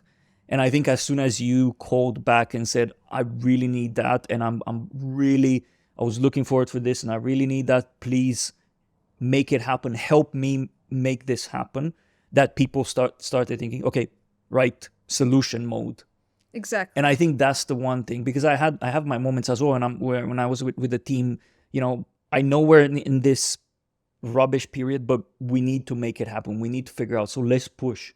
And I pushed the team, and that went into solution mode, and we found. And this is the empathy we were talking about earlier today, because you're an empathetic person. If someone comes to you with a genuine request, like I was, very authentic, saying, mate, I really need this office. I love it. It's going to perfectly work for my business. I'm sorry I couldn't sign the contract earlier because of this and that, but I'm here right now. Maybe for those people who are like competing against me, it doesn't matter. Like another office upstairs will do them, Yeah. But it's not a deal breaker. But for me, it's a deal breaker. Could you please? And because the other person on the other side, they were empathetic enough and they wanted to have my business in their premises, they met me halfway. So like they kind of got the energy from me. And then, the magic started happening. Yeah. But empathy is key here, because if people don't care, then it is. No matter how persistent you will be, you are not gonna get the desired outcome. You're very right with that, and I think the lesson here is persist. Do have that second pickup, that second interaction, but you have to have it with the right person. Exactly. Because if if you would have been in, I don't know, one of these bigger WeWorks, and you were calling and talking to reception about, but I really need that. Whatever. We can't. We gave it away. Those are my instructions from my managers. There's nothing I can do. Exactly. Right. Yeah. Agree.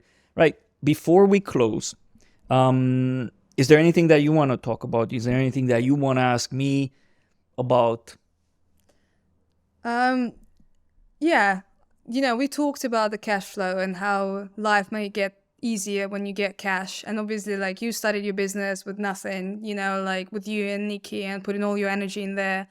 And then you managed to get investors on board, focus solely on your entity, and then you did the exit. Mm-hmm. So how did your life change after exit? After exit, well, first of all, you were talking about having those moments where, you can't sleep because you're thinking of your business and so on.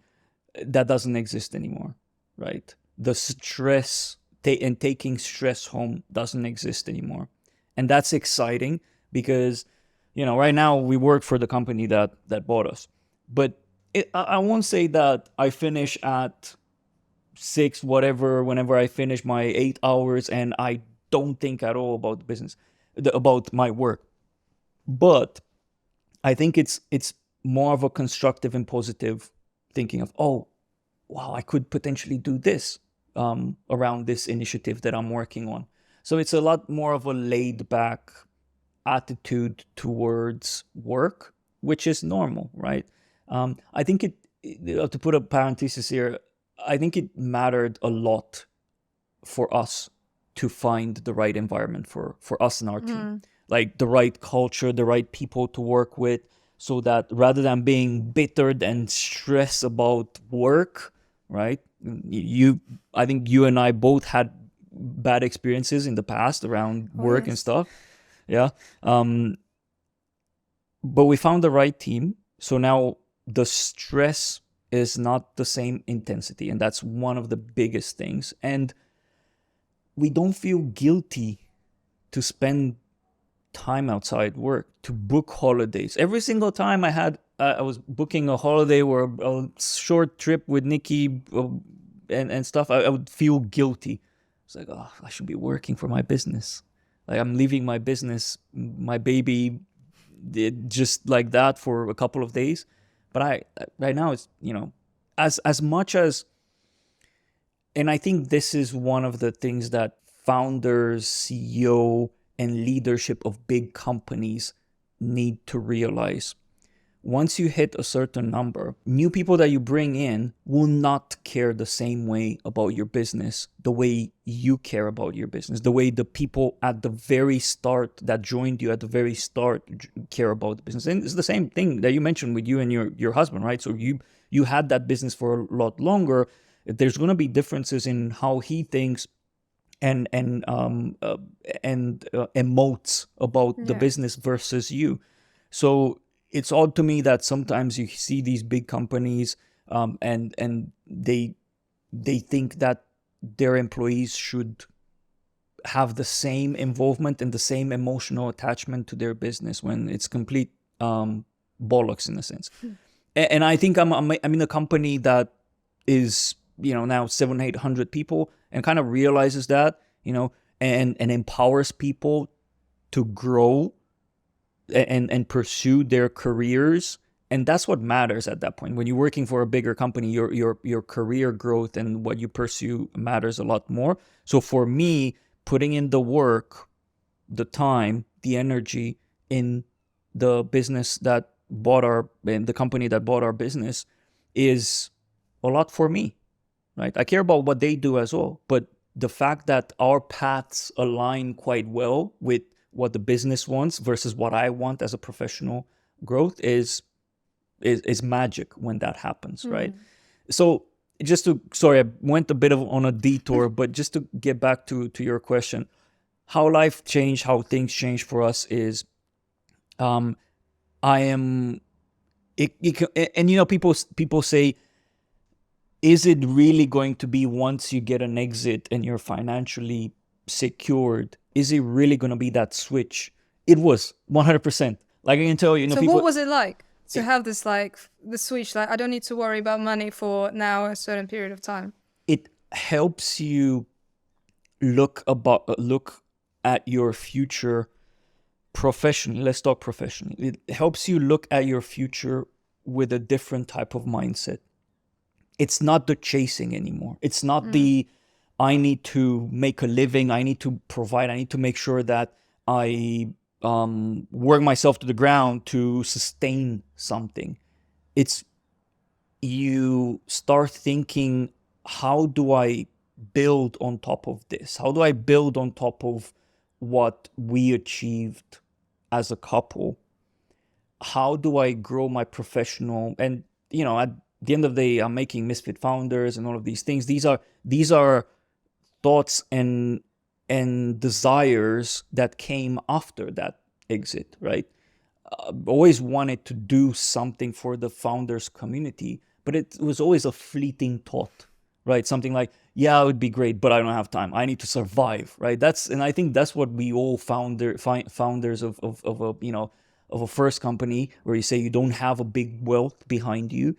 feel the you're always in that survival mode. And for us, once we exited and got our payouts, it stopped being about survival, and it all of a sudden started becoming a lot more strategic of where do we want to head with our careers, what do we want to build, what kind of legacy, how do we want our future to be. And you have the time, that you have the luxury of time to really think that through.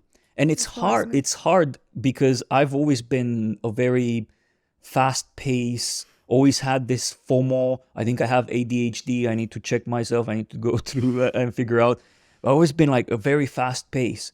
And in the first days when we got acquired, and it was just the first weeks and first months, actually, it was just, what do I do? I feel that I'm pacing in the same place and I'm not doing anything. And I did feel all of a sudden that safety, emotional safety, financial safety, and so on. But I still felt a bit itchy around doing stuff. So I had to kind of take a step. Fulfillment. Yeah. Something is missing, even though like all the basic things that everyone around you tells you need to have, you suddenly have it, but the itch is still there. And you feel that safety now all of a sudden. So it's not anymore about surviving. So you don't feel the survival need that much, but you still itch. You're like, I feel useless if I'm sitting around and not producing at 150% capacity, because that's what you got used to. So I had to take a step back and realize, if I am impulsive about this and just jump head straight into initiatives and project, be it at work, be it outside work, just because I have this itch, then it might backfire. I might get burned out again. I might get into. So I had to learn to step back and just slowly figure out what my strategy with my professional future looks like. And I think now I'm a lot more comfortable.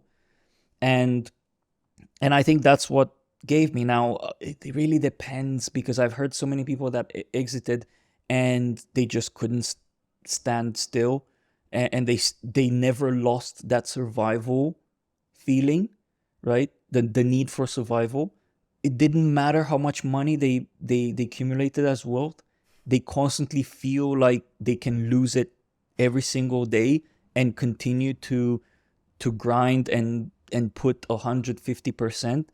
But I think it's a psychological thing as well, because I learned to appreciate the value of money in a sense. And again, from mentors. If I was on my own, when we wanted to sell for a certain amount, and it was just that amount that would make me at peace. But then I had to sit down with people that sold before me and realize that the value of money is different, and you don't need that much money to be happy, and to be not necessarily happy, because money don't give you happiness, but what it gives you is that assurance and that peace of mind. It's an instrument, it's not the goal. Yeah, exactly.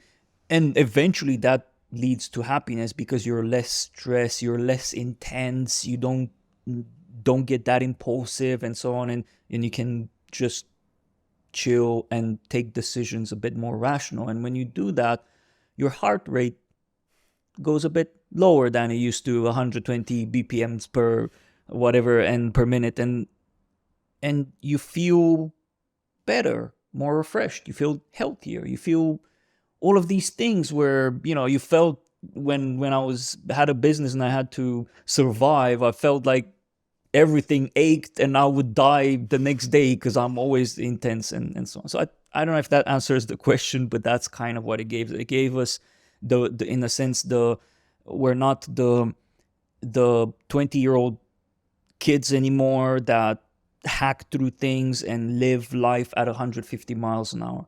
We've learned to slow down. We learned to enjoy certain moments and learn to really think things through of what it means.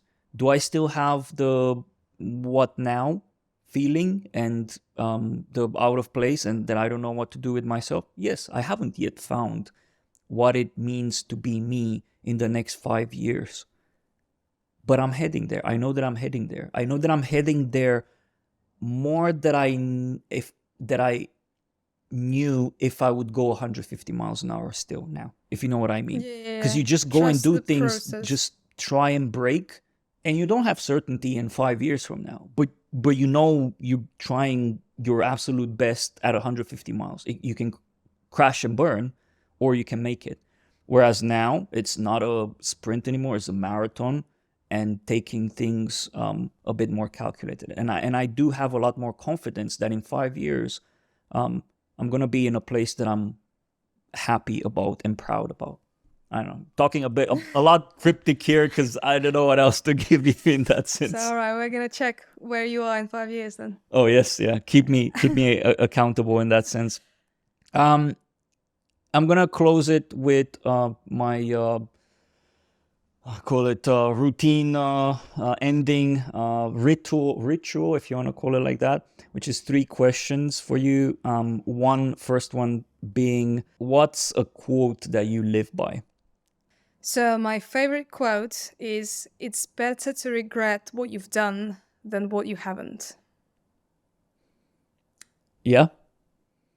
Do you regret anything from your career?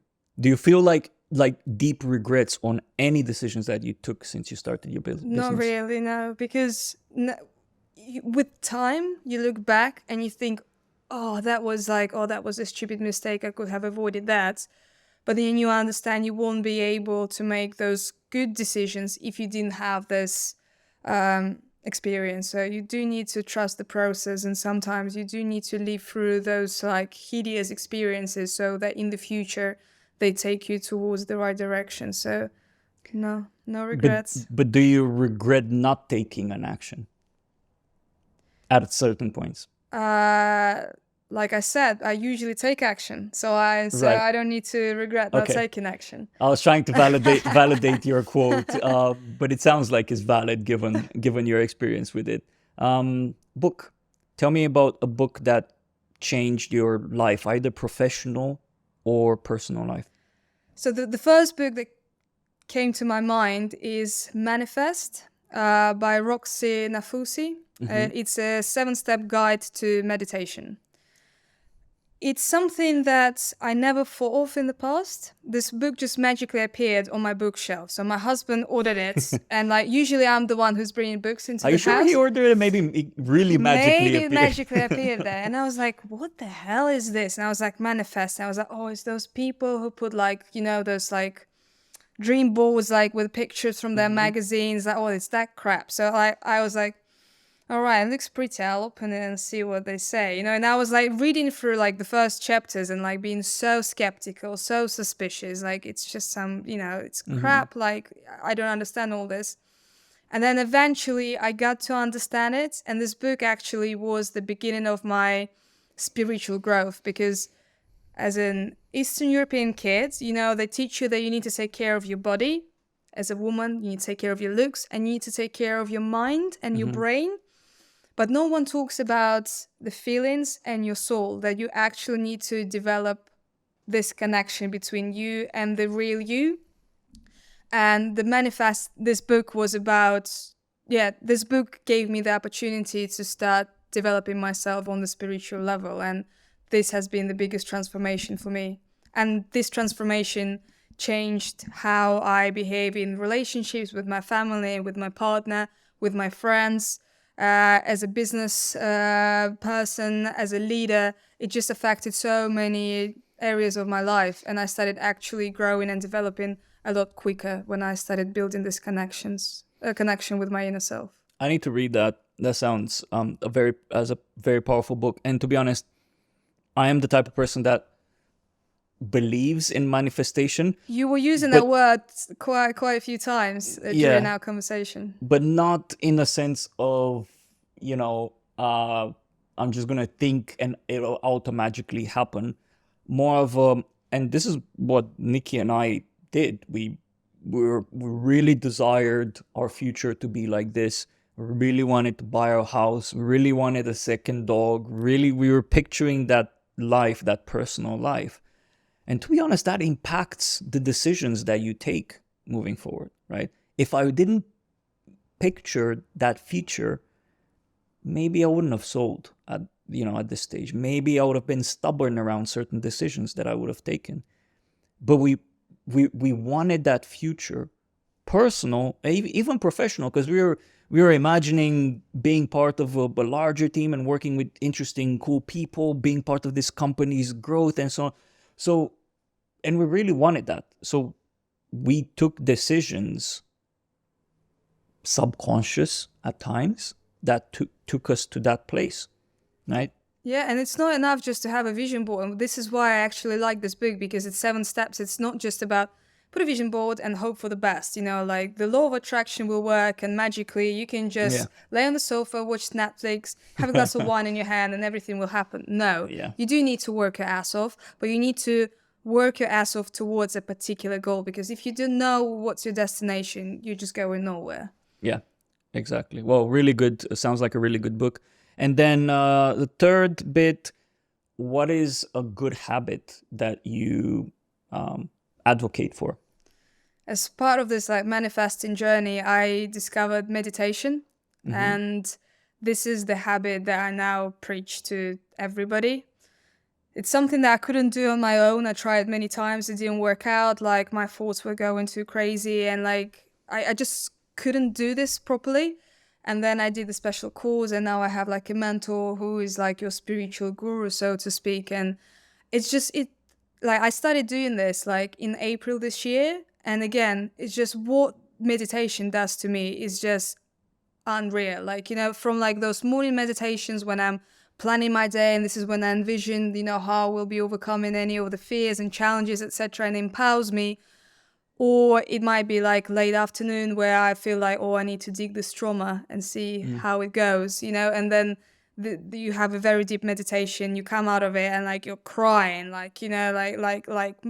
you just unleash some very difficult emotions within you, and you feel lighter and you feel more energized from this. Or having a meditation before going to bed and just thinking about all the wonderful things you've done today, all the karma seeds that you planted, all the wonderful conversations you had with people, feeling so grateful and coming to sleep in this state. And all of this helps you to have this connection with your inner self. And with when we ask for advice, it's usually you just need a sounding board, really, because all the true answers, the wisest person you'll ever meet is you within. There is very wise old lady living in there, and she knows what I need and she knows what I want and she knows how to get there. I need to ask. And the only way to be able to ask, I need to get into the meditative state. So when you were saying, the heart rate goes, slows down, your brain starts operating on lower frequencies as well. And this is when you're able to hear your inner voice. So meditation is a great habit to try. Yeah, I feared that I would get too emotional. I can get very emotional when I get deep into my thoughts. I might be crying like a baby if I start doing that. But I probably should give it a try as well. Lots of people worry about going into therapy or going into meditation because of that. But the truth is that all those traumas and all this pain, it just sucks so much energy out of you. That you could repurpose into helping other founders, or fighting for gender equality and all the other things. And currently just this energy just goes to kind of suppressing those emotions, and eventually you're the only one who's suffering. So sometimes it's important to let go. Well, you need to probably need to talk to you a bit more around how you got into that, and potentially for me to give it a try as well. Well, thank you so much. High five. I think that we just scrape the top of the barrel. I don't know. I'm really bad with English metaphors. I don't blame you. I'm not English myself. So. Yeah, foreigners, eh? Misfits. Yes, misfits. I think that we've just scraped the very top of it. I really want to have you back at some point in the future, maybe season 2 of the podcast. I do want to dig deeper into the conversation around female founders and some of the challenges that you're facing, and you faced as a female founder, some of the biases, some of the things. I do see a lot of this all the time with my co-founder Nikki, and I do want to vocalize that on the podcast a bit more. So given that you're a big advocate, would love to have you back and dive into some of that, as well as maybe some of your progress from now on until we see each other next. Absolutely. Awesome. I love that. Thank you so much. Thank you.